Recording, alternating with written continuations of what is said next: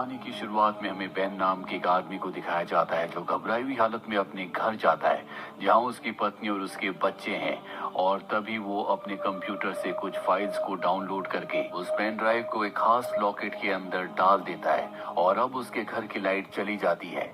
जिसके बाद दिखाया जाता है कि धीरे धीरे पूरी अर्थ की लाइट जा चुकी है, यानी कि पूरी अर्थ पर अंधेरा हो चुका है। यहाँ तक कि सड़कों पर जो गाड़ियां चल रही होती है वो भी अपने आप ही बंद हो जाती है, साथ ही प्लेन भी क्रैश हो जाते हैं। ऐसा धरती पर पहली बार हुआ है और अब इस घटना को पूरे 15 साल बीत जाते हैं।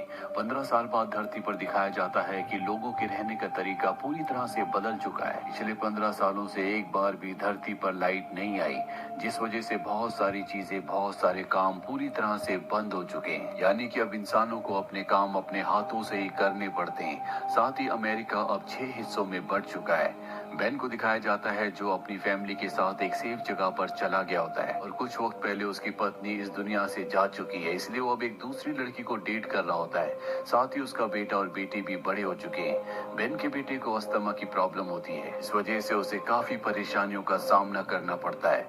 अब यूएस के 6 टुकड़े हो चुके हैं और जिस टुकड़े में रहते हैं वहाँ का जो लीडर होता है वो अपनी आर्मी के साथ यहाँ पर आता है। इस लीडर का नाम टॉम है और वो बेन से कहता है कि तुम्हें टैक्स के रूप में अपनी फसलों को देना होगा। बेन जानता है कि फसलों के रूप में जो टैक्स इनसे लिया जा रहा है वो बहुत ज्यादा है। साथ ही उसे आभास हो जाता है कि कुछ न कुछ गलत होने वाला है।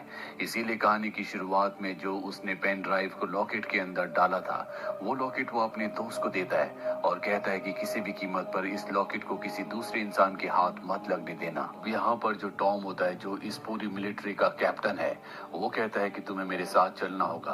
बेन उसके साथ जा ही रहा होता है कि तभी उसका बेटा वहां पर क्रॉसबो लेकर आ जाता है और कहता है कि तुम मेरे डैड को नहीं ले जा सकते। हालांकि बेन अपने बेटे को समझाने की कोशिश करता है पर तब तक वो एक आदमी को क्रॉसबो से मार देता है, जिसके बाद आपस में इनकी लड़ाई होना शुरू हो जाती है। इस लड़ाई में टॉम के लोग कई लोगों को मार देते हैं, साथ ही वो बेन के बेटे को बंदी बनाकर अपने साथ ले जाते हैं। अब बेन भी बहुत बुरी तरह से जख्मी हो चुका है और जब उसकी बेटी उसके पास आती है वो देखती है कि उसके पिता आखिरी सांसें ले रहे हैं। बेन अपनी बेटी से कहता है कि तुम्हारे अंकल यानी कि मेरे भाई शिकागो में रहते हैं और वही हमारी आखिरी उम्मीद है, वही तुम्हारे भाई को वापस ला सकते हैं क्योंकि तुम्हारे भाई को मिलिथिया के यानी कि टॉम और उसके लोग अपने साथ बंदी बनाकर ले गए हैं।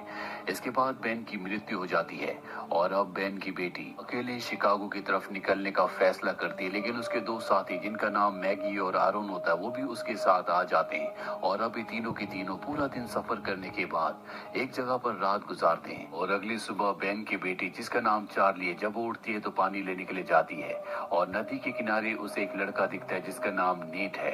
अब क्योंकि लोग एक दूसरे से डरते हैं इसीलिए वो नेट को देखकर डर जाती है, पर नेट उसे कुछ भी नहीं कहता और अब वो अपने दोनों साथियों के साथ यहाँ से भी आगे बढ़ती है। बहुत लंबा सफर करने के बाद इन्हें टूटा फूटा प्लेन दिखता है। ये तय करते हैं कि आज रात ये इसी प्लेन के अंदर गुजारेंगे, लेकिन जब ये प्लेन के अंदर जाते हैं तो वहाँ पर 3 लुटेरे होते हैं जो इन्हें पकड़ लेते हैं और इसके बाद एक लुटेरा चार्ली को अपने साथ ले जाता है, जबकि चार्ली के दोनों दोस्त अब भी दूसरे लुटेरों के पास होते हैं पर बड़ी चालाकी से उन दोनों का खात्मा कर देते हैं। वहीं बाहर उस लुटेरे को दिखाया जाता है जिसके पास चार्ली है, लेकिन इससे पहले कि वो चार्ली को नुकसान पहुंचाता वहां पर नेट आकर उस लुटेरे को मार देता है, जिसके